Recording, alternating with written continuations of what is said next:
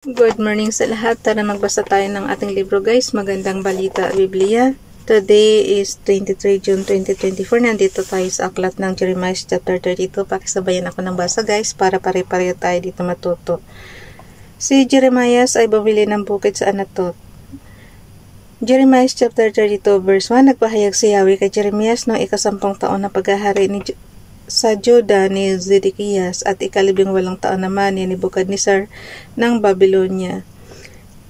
Verse 2, ng panahong iyon na sinasalakay ng hukbo ng hari ng Babylonia ang Jerusalem sa propeta Jeremiah na may mahigpit na binabantayan sa bilangguan ng palasyo. Napansin nyo guys, mayroong 10 taon, mayroong 18 taon. Ibig sabihin, dapat hindi lang siya naka-specific sa 6 years yung ating presidente. Dapat katulad nila Kasi kung papalit-palit tayo ng presidente, dapat kung ganyang naman nakahanap tayo ng magandang presidente na mamahala sana natin, dapat tuloy-tuloy katulad nito 18 years tapos isa 10 years.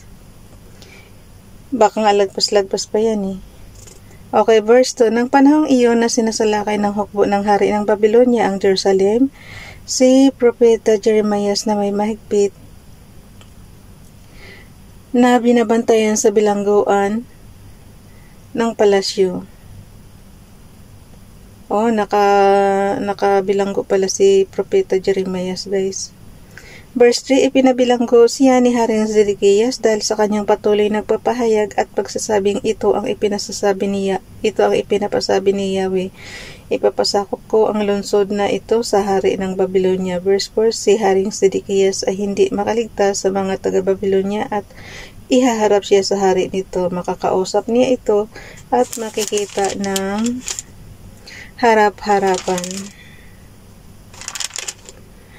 Verse 5, dadalhin siyang bihag sa Babylonia at mananatili roon hanggang sa muli ko siyang maalala. Kahit anong pakipaglaban na ang gawin ninyo, hindi kayo magtatagumpay laban sa kanila. Verse 6, sinabi pa ni Jeremiah, ito ang pahayag sa akin ni Yahweh. Verse 7, si Hanamel na anak ng iyong amaing si Salom ay lalapit sa iyo upang ipagbili ang kanyang bukirin sa Anatot sapagkat ikaw ang malapit niyang kamag-anak at may karapatang bumili niyon.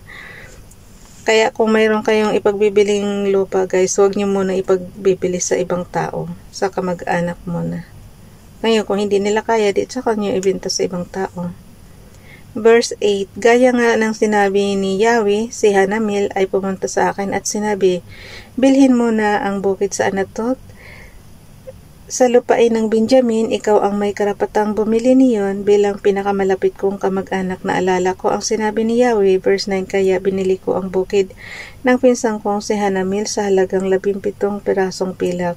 Verse 10, nilagdaan ko ang kasulatan ng pagkabili at tinatakan. Tumawag siya ng mga saksi at tinimbang sa harapan nila ang salaping kabayaran. Verse 11, pagkatapos kinuha ko ang kasulatan ng pagkabili na tinatakan at isang kopyang nakabukas. Verse 12, at aking ibinigay kay Baruch na anak ni Nerias at apo ni Maasiyas. Ito'y nasaksihan ni Hanamel ng mga saksing lumagda sa kasulatan ng pagkabili at ng mga Judiyong nasa himpilan ng mga bantay. Verse 13, sa harapan nilang lahat tinagubilinan ni Jeremiah si Baruch ng ganito. Verse 14, ito ang utos ni Yahweh na makapangyarihan sa lahat ang Diyos ng Israel. Kunin mo ang mga kasulatang ito, ang tinatakan at ang nakabukas, at ilagay mo sa isang tapayan para hindi masira agad. Verse 15, sapagkat ganito ang sabi ni Yahweh, darating ang panahon na muling bibilhin ang mga bahay, bukirin at ubasan sa lupaing ito. Ang panalangin ni Jeremiah. Jeremiah chapter 32 verse 16, nang maibigay na kay Baruch ang kasulatan ng pagkakabili. Verse 17, si Jeremiah ay nanalangin, Panginoong Yahweh, nilikha mo ang langit at ang lupa sa pamamagitan ng iyong kapangyarihan, walang bagay na mahirap para sa iyo. Verse 18, nagpamalas ka ng kagandahang loob sa libo-libong ngunit naparusahan mo ang mga anak dahil sa kasalanan ng mga magulang. O dakila at makapangyarihang Diyos na ang pangalan Yahweh na makapangyarihan sa lahat. Verse 19, dakila ang iyong mga panukala at kahanga-hanga ang iyong mga gawa. Nakikita mo ang ginagawa ng mga lahat ng tao at ginagantihan ang bawat isa ayon sa kanyang pamumuhay at gawa. Verse 20, gumawa ka ng mga tanda at kababalaghan sa Ehipto at hanggang ngayon patuloy kang gumagawa ng mga kababalaghan sa Israel at sa ibang mga bansa, kaya kilala na ngayon ang iyong pangalan sa lahat ng dako. Verse 21, inilabas mo sa Ehipto ang iyong bayang Israel kasabay ng mga tanda at kababalaghan. Ikaw ang umakay sa kanila sa pamamagitan ng iyong lakas at taglay na kapangyarihan.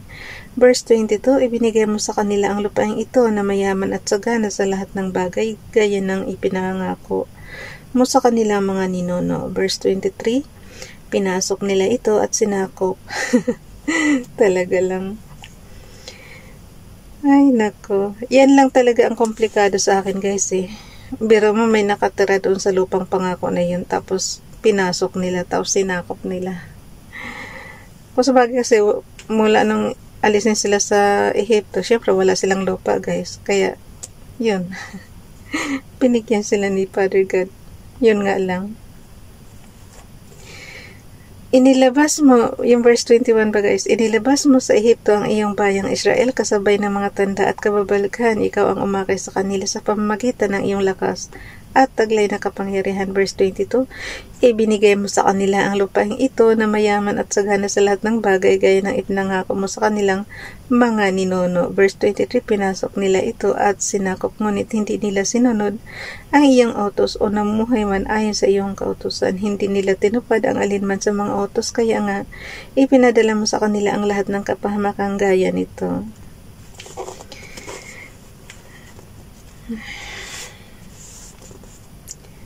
Verse 24, mapapaano ka na lang talaga eh. Alam nyo guys, ewan ko ba yung history ng Israel, ang parang nagtatanong tuloy ako, sino ba naglikha nitong sino ba ang nagpublish nitong Bible? Bakit puro sa kanila lang ang history nila? Bakit puro lang pala Israel ang nakasulat dito? Jerusalem, Judah, ganon, Benjamin, yung mga ganon guys. Okay. Verse 24 na tayo. Jeremiah chapter 32 verse 24. Sasalakay na ang mga taga-Babilonya, marami ang masasawi sa labanan, sa gutom at sa salot. Ang lungsod ay mahuhulog sa kamay ng kaaway, matutupad na ang lahat ng iyong sinabi. Verse 25, ngunit ikaw ang nag-utos sa akin, Panginoong Yahweh, na bilhin ko sa harapan ng mga saksi ang bukirin. Bagaman ang lungsod na ito ay naibigay na sa mga taga-Babilonya. Verse 26, at sinabi ni Yahweh kay Jeremiah, verse 27, ako si Yahweh ang Diyos ng lahat ng tao, walang bagay na mahirap para sa akin. Verse 28, kaya nga tandaan mo ang sinasabi ko, ibibigay ko sa mga sundalo ni Haring Nebukadnezar ng Babylonia ang lungsod na ito. Verse 29, kaya siguro guys, ang gulo-gulo talaga dyan, kasi nakasulat din kasi dito sa Bible na na ibinigay ni Father God sa Hari sa Babylonia ba. Kaya siguro talagang pinag-aagawan yung bansang Israel. Dapat hindi na lang kasi sinulat dito. Diba? Dapat kung para sa Israel na, huwag nang sakupin. Wala nang kaya ayan tuloy. Ang gulo-gulo. Verse 29, ito'y papasukin ng hukbo niya at susunugin aroy ko. Kasamang matutupok ang mga bahay ng mga taong kinapupuotan ko, sapagkat ang mga bubungan nila ginamit na sa sunugan ng insinso para kay Baal, at dito rin ipinubuhos ang mga alak na handog sa ibang Diyos. Verse 30, buhat pa sa pasimula, wala nang ginawa ang Israel at ang Judah kundi puro kasamaan, kaya nagagalit ako sa kanilang ginagawa. Ang sabi ni Yahweh. Verse 31, mula nang itayo ang lungsod na ito, lagi na lamang nila akong ginagalit, kaya wawasakin ko na ito. Verse 32, suklam na ako sa ilikong gawain ng mga taga-Israel at Judah ng kanilang mga hari, mga pinuno, mga pari, mga propeta at lahat ng naninirahan dito. Verse 33, ako'y tinalikuran nila, bagamat patuloy ko silang tinuruan, ayaw nilang makinig o tumanggap man ng payo. Verse 34, inilagay pa nila ang kanilang mga kasuklam-suklam na Diyos-Diyusan sa aking templo at sa gayoy tinumihan ito. Verse 35, gumawa pa sila ng mga altar para kay Baal sa libis ng Ben Hinnom at doon sinusunog bilang handog kay Molek ang kanilang mga anak. Hindi ko ito iniutos o iniisip man lamang na ipagawa sa kanila upang magkasala ang Juda. Ang pangako ni Yahweh. Jeremiah chapter 32 verse 36, kaya nga sinabi ni Yahweh ang Diyos ng Israel kay Jeremiah, ipahayag mo na ang lungsod na ito'y ibibigay sa kamay ng hari ng Babylonia sa pamamagitan ng digmaan, gutom at salot. Father God, ayaw namin ng digmaan, tsaka gutom, tsaka salot. Siyempre, kukontrahin natin yan, guys. Kasi sa bagay, kahit pa sabihin mong sa Israel yan, ano pa rin yan, guys, apektado pa rin tayo kasi, yung trade and industry natin, yung pang-commercial ba, pang-economic ba natin na pangangailangan, siyempre sa ibang bansa, diba? So, kapag may gira-girang ganyan, ayaw natin. Verse 37, ngunit ngayon titipunin ko sila mula sa lahat ng lupaing pinagtatapunan ko sa kanila nang ako'y magalit. Tingnan mo lang to. Si Father God talaga. Ibabalik ko sila sa lupaing ito at ligtas na maninirahan dito. Ibabalik daw niya yung pero paano naman yung mga namatay na? Diba? Hindi mo na maibabalik yung buhay noon. Verse 38, at sila ay magiging aking bayan at ako ang magiging kanilang Diyos. Verse 39, magkakaisa sila ng puso at layunin sa pagsunod sa akin para sa kanilang kabutihan at ng kanilang mga anak. Verse 40, makikipagtipan ako sa kanila na isang walang hanggang tipan, pagpapalain ko sila habang panahon at tuturo ang sumunod sa akin ng buong puso upang hindi na sila tumalikod pa sa akin. Verse 41, ikagagalak ko ang gawa ng sila ng kabutihan, ipinapangako kong patatagin ko sila sa lupaing ito at gagawin ko ito ng buong puso at kaluluwa. Verse 42, sabi ni Yahweh, kung paanong pinadalhan ko ng kapahamakan ang bayang ito, gayon ko ipagkakaloob ang kasaganaang aking ipinangako. Verse 43, muling magbibintahan ng mga bukirin sa lupang ito na ngayon wala nang naninirahan kahit tao o hayop at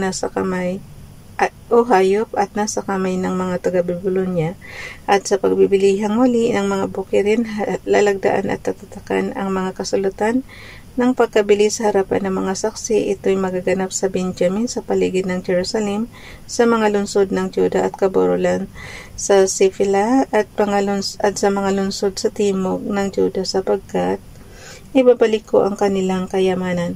Kaya guys, expect nyo na wala ng sasakop dyan sa bansang Israel. Alam mo kung bakit? Ipinapangako na ni Yahweh sa kanila na talaga yan. So kung sino man yung natirang binalik dyan, yan na habang panahon na yan, forever ng pangako ni Father God yan na masagana na sila. So since history naman yung ibig sabihin ngayon sa generation natin, guys, yan na yung pangako ni Yahweh, yung mga nandiyan dyan sa Israel. So mapalad talaga sila. Sana all. Ay, sorry. Bye everyone. God bless.